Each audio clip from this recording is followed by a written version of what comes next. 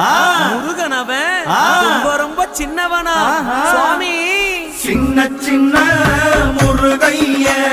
சிங்கார முருகைய கொஞ்சி கொஞ்சி தமிழ் பேசும் செந்தில் வடிவேலனவன்